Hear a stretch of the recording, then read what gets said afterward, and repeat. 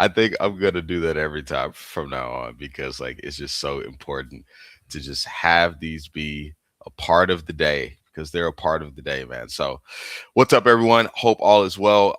This is another Liftoff Live Tactical. So we do these because we have YouTube videos that we have talked about the different areas of life and business as it relates to getting something off the ground, right? And this episode for today is coming from episode 3. And if you want to check those out, you can go to our YouTube channel. It's in Ryan's link in bio, if I'm not mistaken. And yeah, this one is all about the finances, the numbers side of things. Because, for a lot of us, we didn't just start a business because, like, we were like, business is cool. We started it because, like, we wanted more. More optionality, more freedom, more impact. But obviously, a lot of that comes from just having more money and creating a business and a system overall to be able to do that. So, we're going to run through some questions real quick that came from the episode, and we'll be good to go. Obviously, LD here. It's Ryan as usual. If you've caught some of our previous live streams, that's awesome. We love and appreciate all of the support so far, and it's cool. Again, we always like to remind people that for us, like these live streams and just content in general is, about 20% of our entire strategy as it relates to more traffic, leads, sales, clients, all of those things. So, and we make that distinction, and it's so important because Ryan and I are two different people. And I think that people should understand that making business work, making this work in life is not about doing what worked for someone else. It's about looking as deep as possible inside of who you really are and figuring out what is going to align best with you. For me, I can create content until the cows come home, and you guys are going to be seeing a lot more of that from me. For Ryan, I'm not saying that he can't create content. I'm just saying that that's not the most aligned route, and we like to ensure that us being business partners and really putting this together,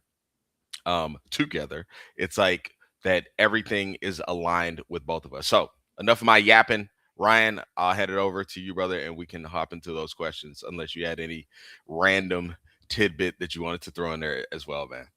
Nope, I couldn't have said it better than you did. So, yeah. Well, welcome everybody. Let's jump right into the first question. So, are you ready? Let's do it, bro. All right. So, you know exactly how much cash you need to pay your bills. How do you make the exact amount without building a business that feels like the crappy job that you just quit? Yeah. So I just kind of talked about it a little bit, but it really comes down to you digging deep, getting with someone who can help you dig deep, finding some type of program, a system that can help you dig deep in order to figure out what aligns best with you. And for most people, they know what they don't like, but they very rarely know about the various options of what could be something that they would actually like. Once you have those things, then it's just about figuring out how much of that do you need to do, right? So if creating content isn't your thing, maybe adjacent audiences are your thing, where you have strategic partnerships with people who already have big audiences, and you guys put something together, and if their audience likes it, then it's awesome, right? And you're able to earn in that way. That's a big part of like what we do. But if you're someone who is like, I don't like content, I really don't want to talk to people, but you want money from people, I think that that's something worth looking at as well. Is you again, it's about figuring out what aligns with you, and then figuring out how much of that do you need to do in order to get what you want from the market. And I always will say, apply a 10x rule to it. So if it's like, hey, I need to create 100 pieces of content a month in order to make $50,000, I would look at what I could do to create 1,000 pieces of content. And maybe that's not creating 1,000 pieces. Maybe it's creating 100 pieces and posting it 10 different ways. You know what I mean? What about you, man? For me, it's everything you said, kind of packaged in a slightly different way. So, I relate this back to my 20 years of prior experience in the corporate world. And it was crazy for me because when I left that and I came into this, I kind of threw everything out the window. So 2 years ago, when I first got into the online world and trying to build a business from scratch, is like financial architecture for me looked like just make more money and match the amount of money that I was making when I left. And I think that's because I oversimplified what it would take to do that. When in fact, as an entrepreneur or solopreneur, like when everything's left up to you, that multiplies the complexity exponentially. So what you have to really do, what I had to do to turn that around, was to sit down and figure out what are the inputs that I need to put in so that I can actually control and produce the output that I need. So that, I mean, pretty much what you said, but it's just kind of my spin on it. But that was it, man. If I didn't until I sat down and did that, it wasn't going to happen. Yeah, I like that, bro. Next one. Yeah. So the next question is, what happens if 1 month you make great money, and then the next month you make zero? So you have clients, but you're still maxing out credit cards. How do you get cash flow hitting your bank account every single month in a consistent fashion that you need to make it sustainable? Yeah. And you and I kind of talked about this yesterday. And, I'm always talking about like, we need to max out our helpfulness. Like, it's one thing being good at something, it's another thing producing things that are extremely helpful to people. A lot of people don't like subscriptions, and but monthly recurring revenue is based on a subscription model. So if you want that, which is important to have, there's two ways. One, you can have a monthly subscription model, or you can have a predictable client and customer acquisition system.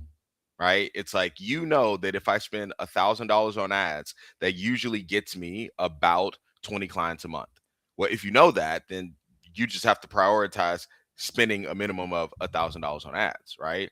The other side is like, if you're like, hey, I don't want to run ads, I don't want to do anything like that. I just want to have a monthly recurring revenue, like a subscription. You need to make sure that whatever is in that subscription is super helpful to the people that you actually want money from. Yeah, and I would just add, like, I think there's a layer of looking at the data. So the volatility and fluctuation in your monthly revenue is it's a data signal that you need to look at and then dig into. So when I was at Verizon, and basically a product's revenue rode entirely on, if it rode entirely on one variable that we couldn't control, then that was too fragile of a model to go forward with. So it goes back to kind of the answer to the previous question. It's it's the inputs that you can actually control, like, that's imperative. It has to be the goal that you're trying to achieve, that result has to be tied to inputs that or levers that you can, move up and down as you need to, like, kind of how you were talking about the number of pieces of content that need to be produced. And then, like, is the margin right? Do you have the right buffers built in for your capacity and the time that delivering on the product is going to take? And so it's a combination of all of those things, and looking at the data and adjusting that equation to those different variables, being able to pull levers and move things around as needed. Yeah.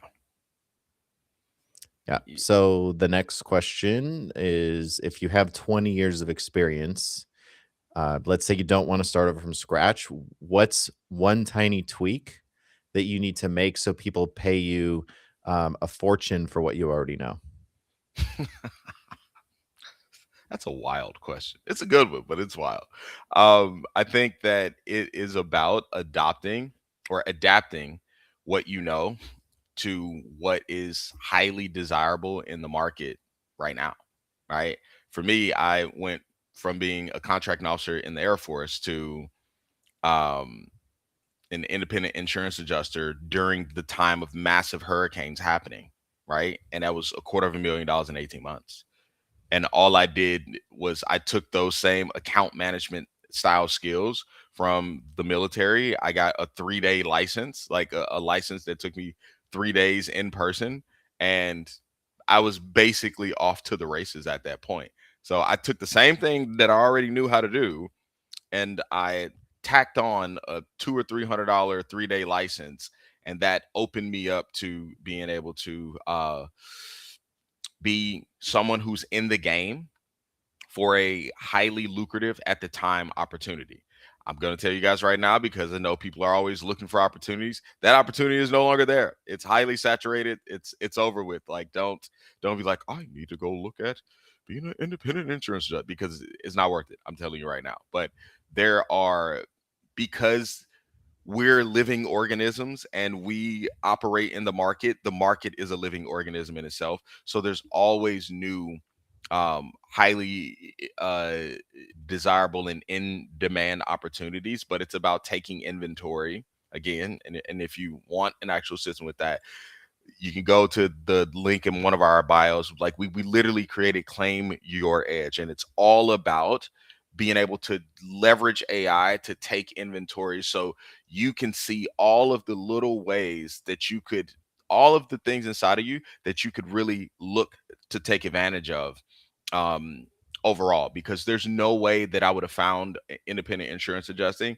or seen it as an opportunity for me if I hadn't have, kind of claimed my edge around account management. The same with client success. Being a client success manager over the years in high ticket companies, it's like I would have never realized that that's something that I could do. Because when you say client success manager and contract officer, those two things don't even sound anywhere near each other, but they're basically the same function. It's all about, nurturing that relationship and making sure whatever people agree to in the beginning is what they're going to get on the other side of things, right? So again, link is in the bio for that. For some people it may be super super helpful. For others, you may be like, hey, I am an accountant, that's all I want to do, blah blah blah blah blah. I promise you there's always something extra inside, because you may find that you can be an accountant for a specific niche of people that you have a really, really good connection with. That's the key. It's not about finding more skills inside of you as much as it is you can find that there is a niche of people that you would have a really good relationship with because of something that you're already interested in. So I rest my case on that one. Yeah, I think you set me up perfectly to say that that's pretty much in essence how it played out for me. It took me a lot longer to figure out that I needed to take the inventory of the skills and experience that I already had that I could turn into an offer, and it took somebody kind of smacking me in the face a little bit with that direction. Once that finally happened, it was pretty obvious in that, speaking of the market being kind of a natural organism, AI was really blowing up. And so it was something that I was interested in. And so I was in different groups, in one mastermind in particular that was really centered around AI. And so it took me so long to realize that I needed to take the inventory. By the time I realized what the thing was that I could monetize, I was already playing catch up, had already wasted those 14 months. So I had accumulated 6 or 7 clients, not through content, but through relationships, from my very first client, which came from that mastermind that I just referenced. And then I found myself having a conversation with the audience owner and the owner of that mastermind about doing a collaborative training together, doing a 3-day challenge training. And his question to me was like, what do you have to offer my audience? How do you feel like you can help them?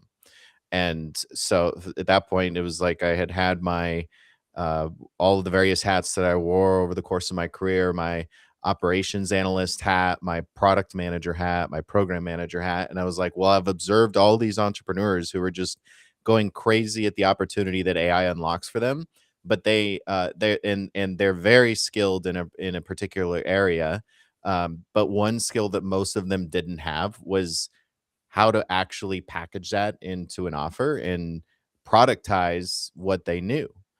So that's what the challenge training ended up being around. And so it gave me that captive borrowed audience. And from that, 15 people who attended that challenge training ended up joining my accelerator program. So that's kind of like the exact strategy that you just described and how it played out for me. Yep. Love it, man. All right, so what about this one? You want your offer to be 100% perfect before you sell it. Are you actually being smart and patient, or are you just being scared to launch because people might say no? I'll put it to you like this.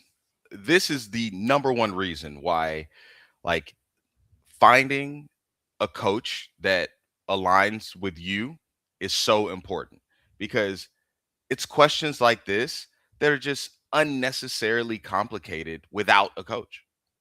Like, if you have a coach, someone who's gone where you want to go and they know the route to not just get themselves there but get other people there, then this question wouldn't even be a thing. Like, I've had plenty of clients that have asked this, and it's like, or I've seen them try and lean heavily into perfectionism, and I would just immediately karate chop them in the throat, or at least like right here, like, stop it. No, done is the new perfect. Done is the new perfect. Done is the new perfect. There is so much that you can get from just going and doing the thing versus trying to make sure that every little thing is perfect, because you don't even have all the data of all the variables associated with what could actually make it perfect.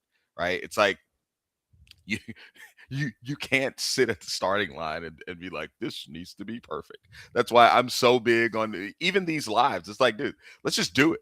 Screw it, because it doesn't matter. What matters overall is that you are, growing, at least growing to live a full life of authenticity. But you get to the point where you habituate living a life of authenticity, and some people think like, what does that have to do with business? It's like, when you just live a full life of authenticity, it's okay if something is not as good as it probably could have been had you spent 3 more months trying to perfect it. The key is, the people who will actually give you money, they don't need perfection. They just need to see that what you offer and who you are, could that combination could actually help them get to where they actually want to be. That's it. So if it looks a little ugly, if it needs a little lipstick, but you left that part out, it's totally fine, because you can fix it on the back end. Now, I'm not saying throw out sloppy things and, just screw quality. That's not what I'm saying. But what I am saying is, done is the new perfect, and you will get way more progress and money if you just get out there and do the thing. But for a lot of people, they don't have someone in their corner to push them to just go and say, shut up and do the thing. I feel like the whole 75K in 10 days, obviously that's his story, not everyone else's. Results may vary, blah, blah, blah. But the reality of it is, I don't feel like that would have happened in the season that it happened had you not had someone, me, in your corner saying, Ryan, screw that. We're going to go do this. Let's go do this. Right. And you knew that if you came to those calls with a perfectionist mind, it was going to get slapped down respectfully. But like, I wasn't going to just sit there and let you go in circles over and over again just because you're paying for coaching. It's like, I don't want to coach people long term. I want to coach you far enough to where you don't need me anymore. And then I go help you find someone else who can actually coach you more. Right. Or whatever that looks like. So, again, done is the new perfect. If there is anyone on the perfectionism route, please send me a DM, because I promise you I will yell at you for free. So it's good. Yeah, a couple things you said there, and one that really stood out to me was one of the biggest lessons that took me a little while, but it paid dividends, was this concept of all business. Like, at the end of the day, all business is people doing business with people. It's just it's a relationship. And so that was one thing. The other thing was, like, I used to be petrified for some reason. Like, literally my body would shut me down anytime I was around like big wig executives. I've talked about this before. I'm an introvert by nature. Like, it's not exciting to me to like walk up to somebody and introduce myself, or at least it didn't used to be. And so, like, literally, I would be around these executives at like meet and greets or like the quarterly meetings and stuff. And I would go up and try to talk to them, and I would just be shaking because I was so nervous. And then somebody said something to me, and I'll never forget it. And I couldn't even tell you who it was, but they said, like, those executives, like, they're just people too.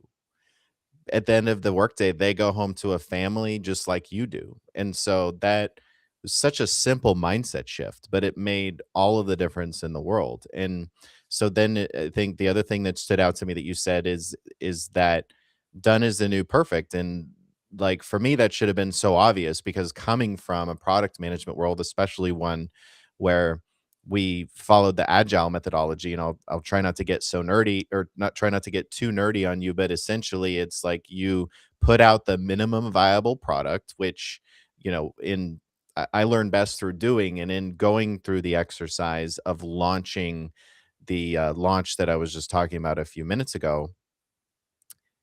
That was quick. It had to be because I literally had a finite amount of time. I had about, 10, a little over a week, 10 days to have everything from start to finish ready to go.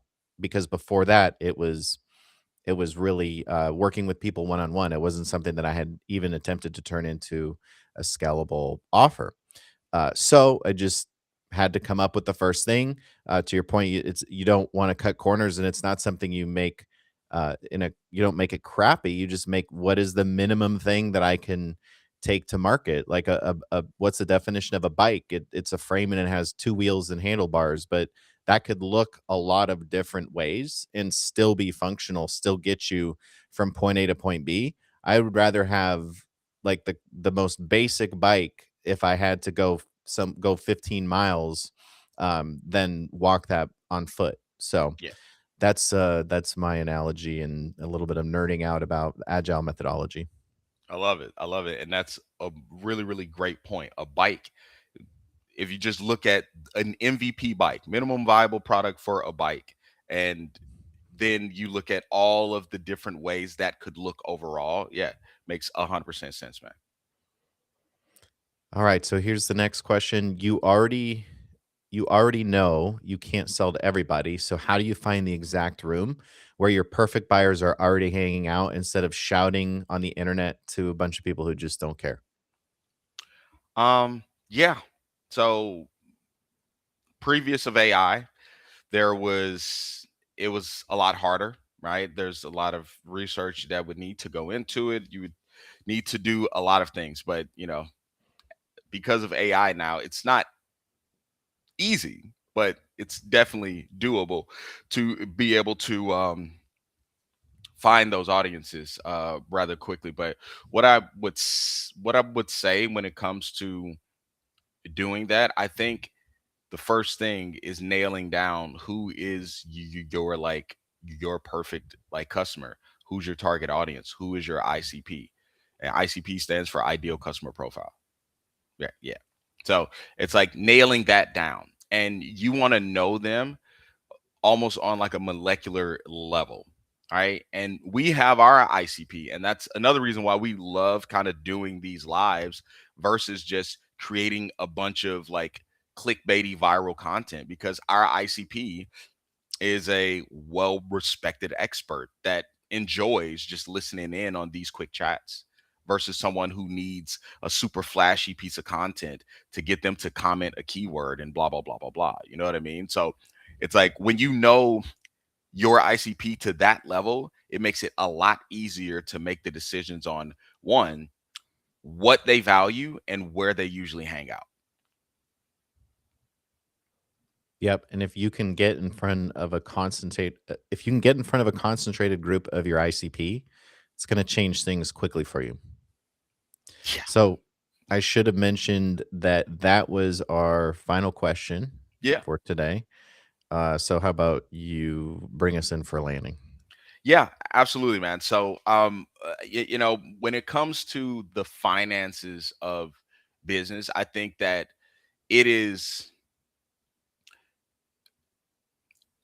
people so desperately want to be successful for so many different reasons. One, they want to be able to say that they did it. Another is maybe they secretly don't believe in themselves. And if they can do this, then that would raise their confidence. Another thing is they want the people that know them, their friends and family, their network, their colleagues, to see them as a success, especially if they left corporate And depending on how they left corporate, whether it was quiet out the back door or it was like, screw this, screw the man, like I'm out of here. Like if you the louder you left, the more important it is for you to be able to show everyone that you actually made it, like that you got to the other side.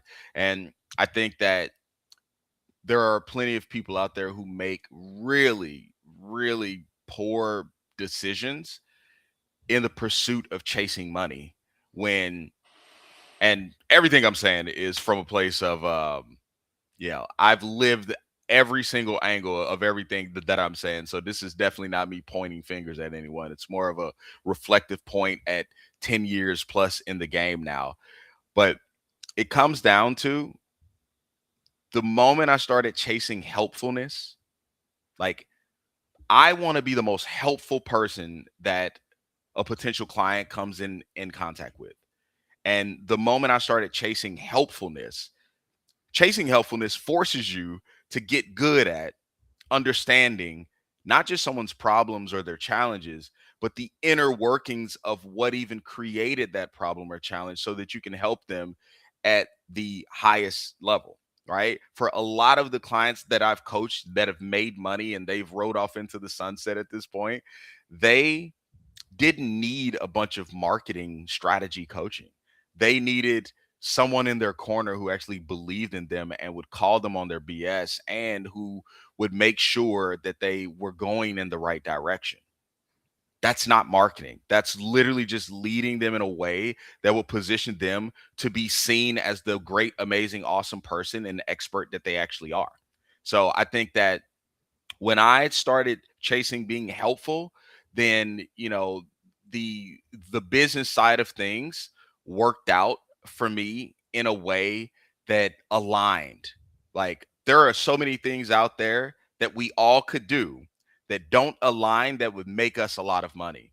And I think that one of the hardest fights in business is to stay put in what you align with and make it work.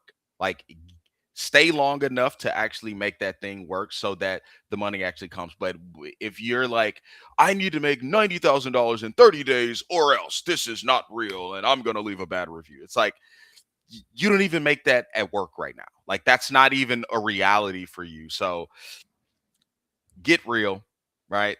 Obviously, most people listening to this, they would never say that, but there's always that one person, that guy, right? So it's like again, bringing it in for a landing, man. When you start to chase helpfulness and putting together content and offers and packages and systems, when you start to create things to be as helpful as you can possibly be in the market, things usually work out in your favor. And I will tell everyone that I meet to the moon and back for sure, bro. So I appreciate you guys hopping on. See you guys on the next one, and stay out of trouble. Don't do anything I wouldn't do. And if you have any questions about any of this stuff, you can send us a DM. You can also look in our link in bios. There's a couple of links for both of us. Check out the Liftoff Live episodes on the YouTube channel, and we'll be good to go. Yep. Ryan T. Baker is the YouTube channel. And thanks, everybody. Have a great afternoon. Thanks.